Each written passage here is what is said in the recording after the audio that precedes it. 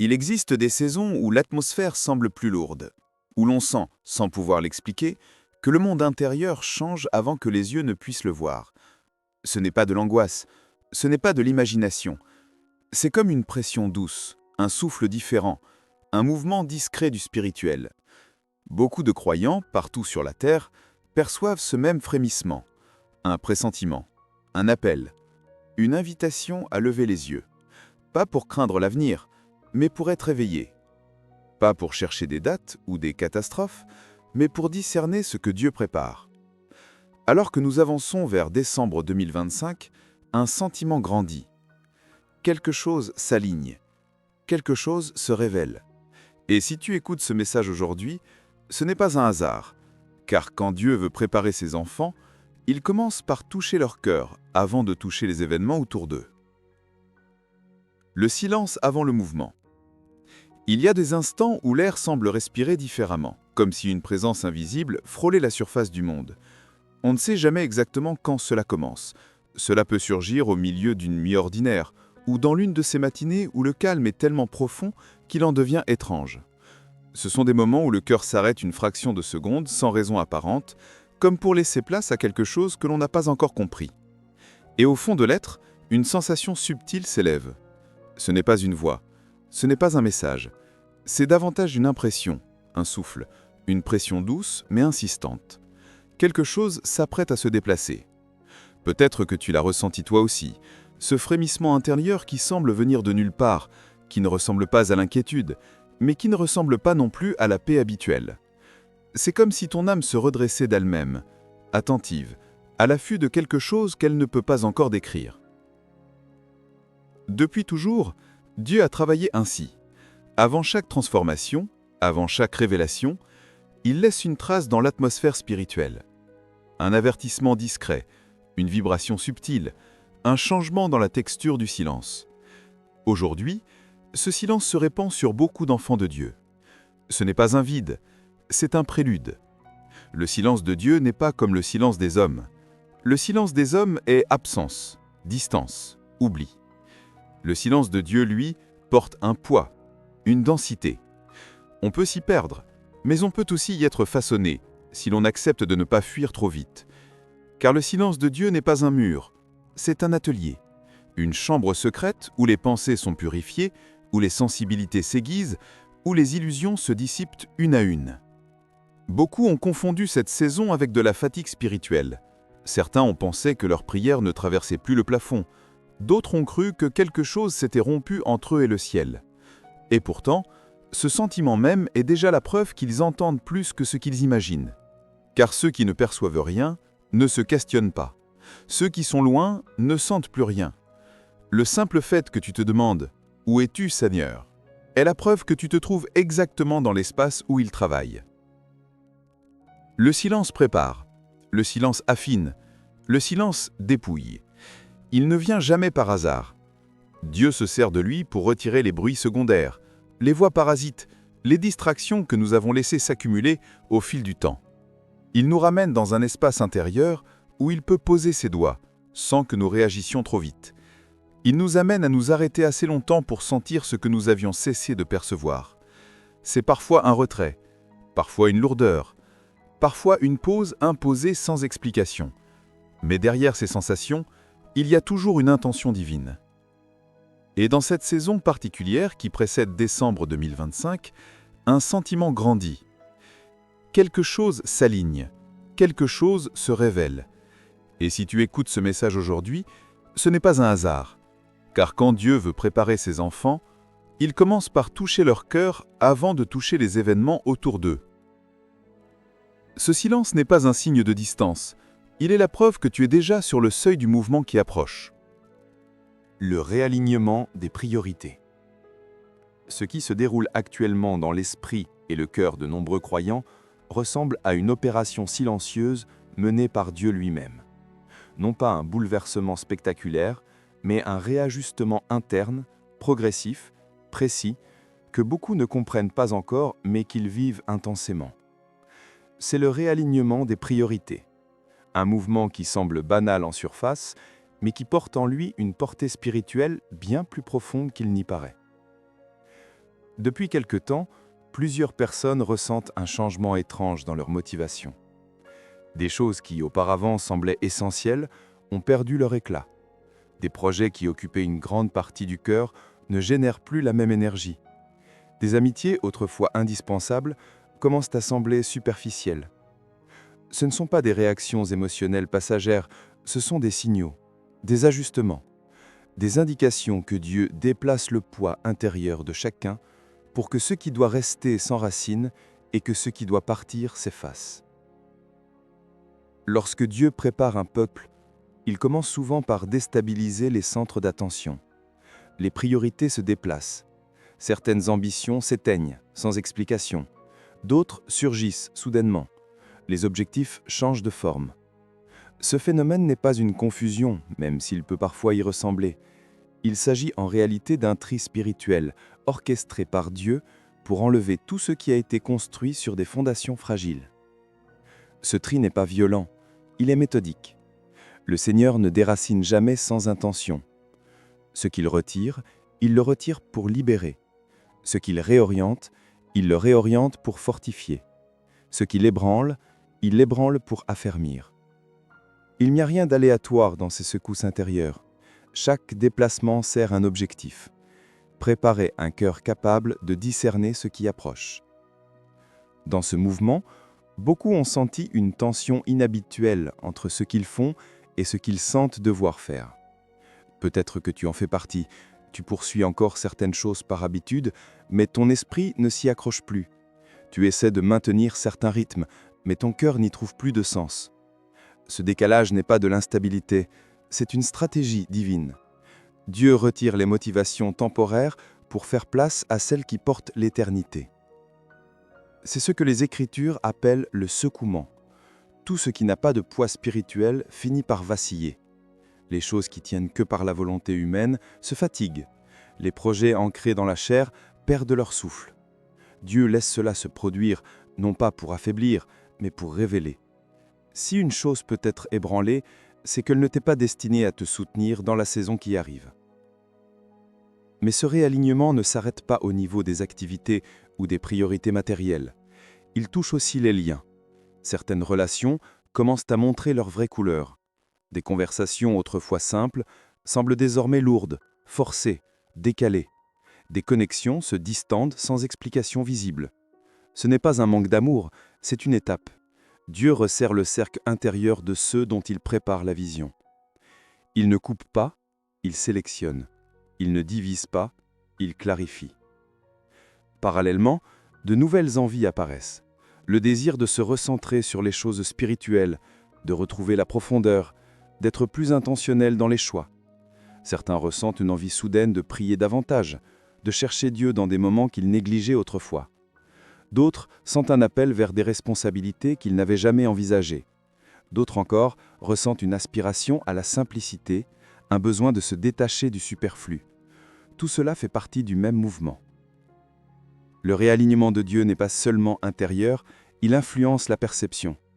Ce que tu voyais comme une opportunité peut maintenant apparaître comme une distraction. Ce que tu considérais comme une priorité indispensable peut devenir un poids inutile. Ce qui t'inspirait peut soudain ne plus rien produire. Ce n'est pas ton discernement qui faiblit, c'est ton discernement qui s'affine. Dieu n'enlève pas la vision, il enlève les voiles. Il faut comprendre une chose essentielle. Dieu ne prépare pas ton avenir en te donnant plus de choses, mais en retirant celles qui ne sont pas alignées avec le chemin qu'il trace. Il n'est pas un accumulateur, il est un architecte, et un architecte enlève toujours l'excès avant de bâtir. Beaucoup voient ce réalignement comme une perte. En réalité, c'est un ajustement. Dieu ne te vide pas, il te repositionne.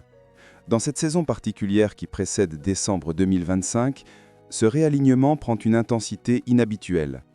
Il ne s'agit plus simplement de réorienter des projets individuels, mais d'ajuster entièrement l'ordre intérieur des croyants. Il les prépare non seulement à voir, mais à supporter ce qu'ils vont voir. Il les prépare non seulement à entendre, mais à reconnaître sa voix parmi d'autres. Il les prépare non seulement à avancer, mais à avancer avec intention, avec discernement, avec poids. Ce mouvement intérieur n'est pas un signe d'instabilité spirituelle, il est la preuve d'une construction en cours.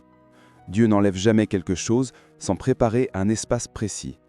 Ce réalignement est un signal que la saison à venir demande des fondations plus solides, une vision plus claire et une sensibilité plus aiguisée. Ce que tu ressens donc n'est pas un désordre, c'est un appel subtil, mais puissant, à te replacer exactement où Dieu veut te trouver. La séparation spirituelle entre éveillé et endormi. Il existe des moments dans l'histoire spirituelle où une ligne invisible commence à traverser les foules, une frontière que personne ne voit, mais que tout le monde finit par ressentir.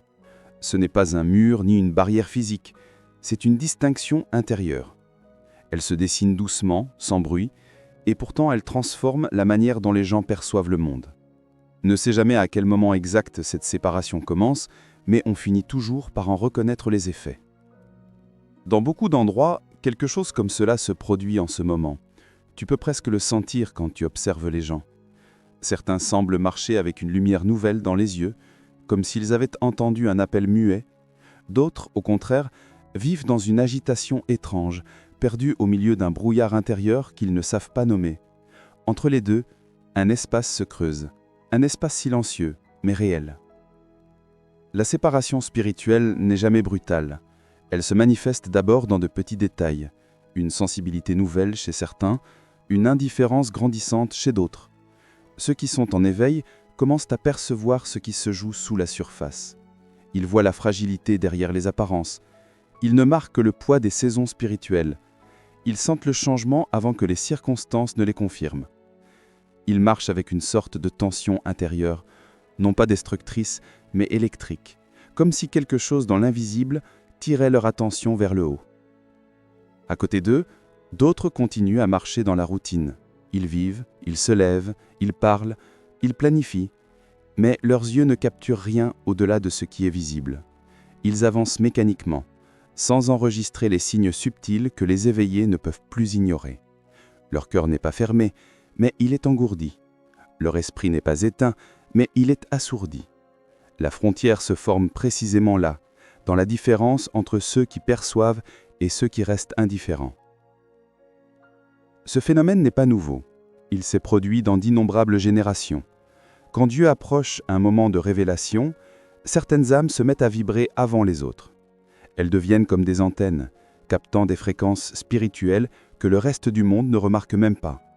Ce n'est pas une supériorité, ce n'est pas un mérite. C'est une ouverture intérieure, une disponibilité, un cœur qui respire différemment. À l'époque actuelle, cette distinction devient de plus en plus visible. Certains croyants, même sans comprendre pourquoi, se détachent des anciennes habitudes. Ils cherchent la présence de Dieu avec une intensité qu'ils ne connaissaient pas auparavant. Ils ressentent l'urgence de veiller, de prier, de s'éloigner du bruit. Leur esprit est comme tendu vers quelque chose qu'ils sentent mais ne voient pas encore clairement. Pendant ce temps, d'autres vivent dans un décalage grandissant. Ils disent « Je n'arrive plus à prier, je n'entends plus rien, je me sens loin de Dieu ». Ce n'est pas que Dieu les a abandonnés, c'est que leur sensibilité intérieure n'a pas suivi le mouvement. Ils ne discernent plus la saison parce que leur esprit est pris par 1000 autres voies. Pour eux, tout semble normal. Pour les éveillés, rien ne l'est plus. La séparation se manifeste dans les conversations. Quand les éveillés parlent de ce qu'ils ressentent, beaucoup ne comprennent pas. On leur répond « Tu te fais des idées, c'est juste une période, tu réfléchis trop ». Mais au fond d'eux, ils savent que ce qu'ils perçoivent n'est pas imaginaire. Ils sentent l'approche d'un tournant spirituel, comme un marin qui perçoit le changement du vent avant la tempête. Ce n'est pas de la peur, c'est de la lucidité. Ceux qui sont spirituellement éveillés deviennent attentifs à des choses que d'autres considèrent encore insignifiantes. Le moindre signe, la moindre parole, la moindre atmosphère dans un lieu de prière peut bouleverser leur cœur. Ils sentent le souffle invisible derrière les événements visibles. Leurs nuits deviennent parfois lourdes, parfois remplies d'un appel doux mais constant. Ils ne dorment plus de la même manière, ne marchent plus de la même manière, ne pensent plus de la même manière. Cette distinction affecte aussi les choix. Les éveillés le sentent une force intérieure qui les pousse à s'assainir, à purifier leur motivation, à abandonner des choses qu'ils toléraient auparavant. Les endormis Eux cherchent des distractions pour anesthésier le manque qu'ils ne comprennent pas. Ils veulent combler un vide que les éveillés ont appris à écouter. Ce vide est une invitation, mais tous ne la reconnaissent pas. Et puis, il y a ce moment particulier, quand les éveillés se croisent entre eux. Il n'y a pas besoin de mots. Ils se reconnaissent immédiatement. Un regard suffit. Une conversation courte suffit. Il y a comme un écho entre leurs esprits, un accord si... Ils sentent qu'ils marchent dans la même direction, qu'ils perçoivent le même tremblement, qu'ils avancent sous un même souffle. La séparation spirituelle n'est pas une déchirure, c'est un tri divin. Non pas pour exclure, mais pour réveiller. Et ceux qui perçoivent cette ligne invisible savent qu'elle n'est pas un hasard. Ils savent qu'elle est le signe que quelque chose approche, quelque chose suffisamment important pour que Dieu commence à distinguer ceux qui veillent de ceux qui dorment. Le rassemblement du reste. Il existe un mouvement si discret qu'il ne fait vibrer aucune terre, mais il fait frissonner les âmes. Un mouvement qui ne fait pas de bruit, ne s'affiche pas, ne s'impose pas. Il n'a pas besoin d'être vu pour être réel. Il traverse les cœurs comme une lumière fine, comme une note de musique que seuls certains peuvent encore entendre. Ce mouvement, c'est le rassemblement du reste. Le reste n'est jamais une foule. Le reste n'a jamais été ce qui remplit un stade ou un auditorium. Le reste, dans le langage de Dieu, est un peuple choisi par la profondeur, non par le nombre. Ce sont ceux que le Seigneur a conservés pour un temps particulier, ceux qui l'attirent les uns vers les autres quand une saison d'importance approche. Il n'y a pas de critère humain ici. Le reste n'est pas composé des plus forts, ni des plus éloquents, ni de ceux qui semblent les mieux préparés. Le reste est composé de ceux qui ont laissé l'esprit façonner leur sensibilité, même dans les nuits où ils pensaient être seuls. Ce rassemblement commence souvent sans que l'on s'en rende compte. On croise quelqu'un et quelque chose résonne. Une vibration intérieure, une familiarité étrange. Comme si l'on reconnaissait une voix que l'on n'a pourtant jamais entendue. On partage quelques paroles et soudain, l'atmosphère change. Il y a une profondeur, un poids, une chaleur subtile dans la conversation. Une impression que cette personne vit un peu la même chose, ressent un peu le même tremblement, marche sous un souffle qui ressemble au nôtre. Ce n'est pas de la coïncidence, c'est une orchestration. Dieu rapproche ceux qu'il a préparés. Il tisse des liens qu'aucune main humaine ne pourrait construire. Il assemble des esprits qui ont appris à reconnaître ses mouvements. Il crée un réseau invisible, un tissu spirituel où les âmes s'entremêlent sans effort, comme si elles avaient été faites pour se retrouver. Dans cette saison, ce rassemblement devient plus fréquent. Les croyants qui portent une sensibilité accrue se rencontrent de façon inattendue. Ce peut être dans un lieu simple, au détour d'une conversation, ou même dans un silence partagé. Parfois, aucun mot n'est nécessaire. L'autre comprend déjà. L'autre a déjà traversé l'espace intérieur que tu traverses. L'autre porte sur son visage le même éclat discret, celui que donne le fait de marcher avec Dieu dans le secret.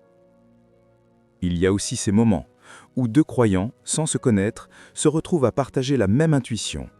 Ils expriment les mêmes pensées, les mêmes pressions spirituelles, les mêmes questionnements. Ils racontent des rêves étrangement parallèles, des impressions qui se ressemblent, des élans identiques vers la prière ou la consécration. C'est comme si une seule vague spirituelle s'était abattue sur plusieurs vies au même moment. Le reste n'est pas rassemblé par le hasard, il est rassemblé par l'esprit. Ce rassemblement se voit aussi dans la soif, une soif particulière, profonde, différente des soifs passées. Ceux que Dieu rassemble sentent en eux une désir presque brûlant de revenir à l'essentiel. La présence, la vérité, la pureté, la lumière. Ils ne se contentent plus de ce qui est superficiel. Ils ne cherchent plus les discours qui réconfortent la chair. Ils veulent entendre la voix qui réveille leur esprit. Leur cœur devient exigeant, non pas par orgueil, mais par maturité. Ils veulent ce qui vient de Dieu. Rien de plus, rien de moins. À mesure que ce peuple se rassemble, quelque chose change dans l'atmosphère spirituelle autour d'eux. Lorsqu'ils prient ensemble, même brièvement, une clarté inhabituelle se pose. Lorsqu'ils échangent, une paix subtile descend. Lorsqu'ils se soutiennent, leurs paroles portent un poids différent, comme si elles étaient soufflées par une sagesse qui ne leur appartient pas complètement. Le reste n'est pas seulement un groupe, c'est une synergie. Chaque personne ajoute une force à l'autre, une lumière à l'autre, une vision à l'autre. Le rassemblement du reste n'est pas homogène. Il réunit des personnalités différentes, des histoires différentes, des âges différents. Certains sont anciens dans la foi, d'autres encore jeunes. Certains ont traversé des tempêtes dont ils ne parlent que rarement. D'autres portent en eux une douceur nouvelle, comme une terre fraîchement arrosée. Pourtant, ils se reconnaissent tous par un même écho intérieur. Cette conscience profonde que Dieu prépare quelque chose et qu'ils en font partie. Il y a une raison pour laquelle Dieu rassemble avant de révéler. Une raison pour laquelle il attire les cœurs sensibles les uns vers les autres.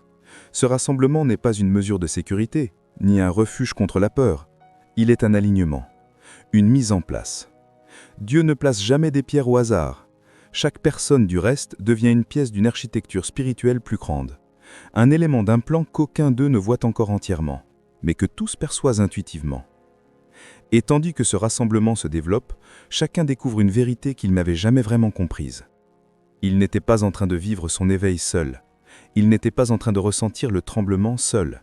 Il n'était pas en train de discerner les mouvements de Dieu seul. Le reste existe pour rappeler que Dieu ne travaille jamais dans l'isolement. Il appelle, il unit, il prépare. Et ceux qu'il appelle aujourd'hui ne sont pas nombreux, mais ils sont essentiels. L'appel intérieur et l'éveil du discernement. Il y a des périodes où l'esprit humain ne suffit plus, où les mots, les analyses, les raisonnements ne parviennent plus à expliquer ce qui se passe réellement à l'intérieur. Ce qui se lève aujourd'hui dans le cœur de beaucoup de croyants ressemble à un appel qui n'a pas été formulé par une bouche humaine, mais qui s'est imprimé directement dans l'âme. Il n'est pas bruyant, mais il est persistant. Il n'est pas spectaculaire, mais il est impossible à ignorer. C'est comme si quelque chose de profond, de très ancien, se réveillait en chacun. Cet appel ne se manifeste pas toujours de manière spirituelle évidente. Parfois, il commence par un malaise, un inconfort, un sentiment que quelque chose cloche dans le monde. À d'autres moments, c'est une intuition soudaine, une conscience accrue des failles de ce qui nous entoure. Parfois encore, c'est une question simple qui se répète sans cesse. Pourquoi suis-je ici, maintenant ? Qu'est-ce que Dieu veut me montrer ? Cette question n'est pas un doute, c'est un réveil. Elle est la preuve que le discernement commence à se lever. Ce discernement n'est pas une connaissance religieuse, ni une capacité surnaturelle réservée à quelques-uns. C'est une sensibilité. C'est une manière de percevoir derrière ce que les yeux voient. C'est l'art de reconnaître l'empreinte de Dieu dans les détails que d'autres ignorent. L'éveil du discernement se produit souvent dans des situations anodines. Une scène observée dans la rue, une remarque entendue par hasard, un événement sans importance, et soudain quelque chose percute. Une impression, une révélation intérieure, une prise de conscience. Ce n'est pas que le monde a changé, c'est que ton regard change. Il devient plus profond, il devient plus clair, il devient plus lourd de sens. Beaucoup ont remarqué que des choses qui ne les touchaient jamais auparavant commencent soudain à provoquer une réaction intérieure. Une injustice les secoue, un mensonge les dérange, une atmosphère lourde les fatigue. Ce n'est pas de l'hypersensibilité, c'est l'aiguisement. Dieu est en train d'affiner les nerfs spirituels de son peuple. Il prépare leur cœur à reconnaître ce qui vient de lui et ce qui n'en vient pas. Cet éveil s'accompagne souvent d'un paradoxe. D'un côté, il y a une lucidité nouvelle, les choses se comprennent plus vite, les intentions deviennent plus transparentes, les atmosphères se discernent presque instantanément. Mais de l'autre côté, il y a aussi une vulnérabilité nouvelle. Les gens deviennent plus sensibles au poids des choses, plus conscients de ce qui les fatigue ou les éloigne de Dieu. Ce n'est pas une faiblesse, c'est une étape.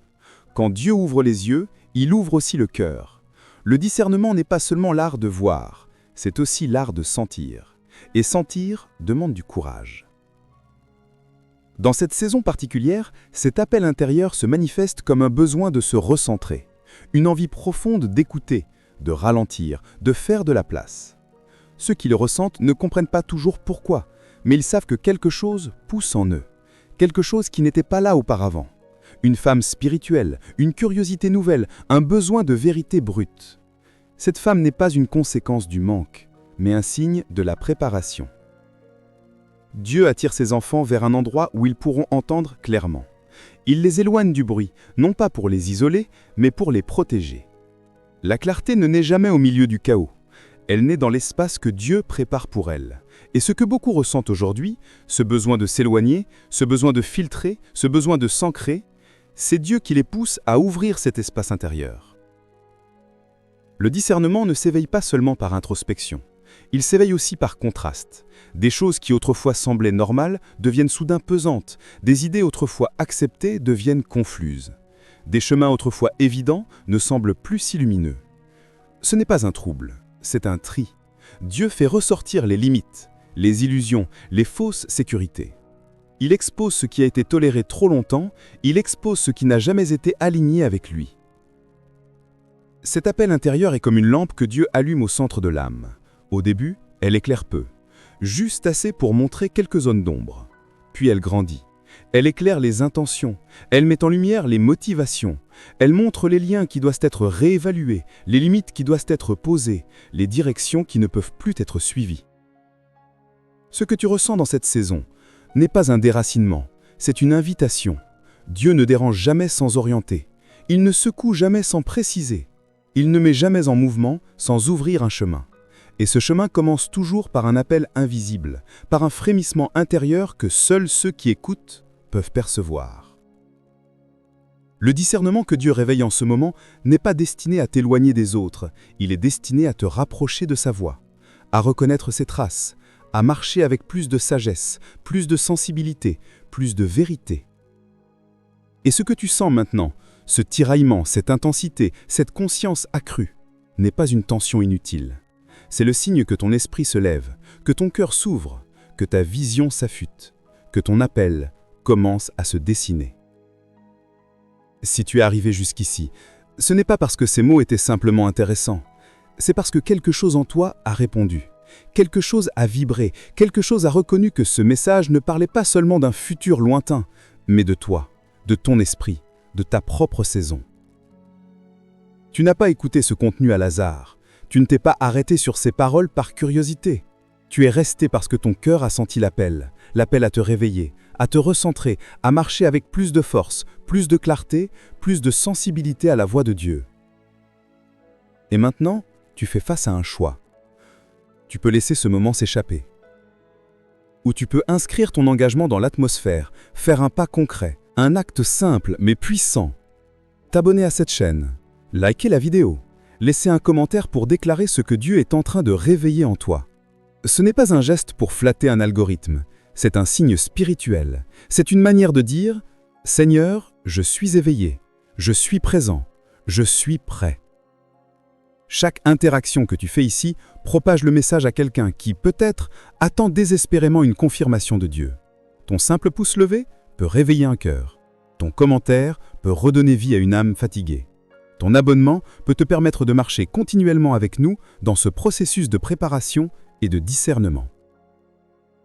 Alors si ce message t'a parlé, si tu as senti ce souffle intérieur, cette conviction douce mais réelle, ne pars pas sans laisser une trace.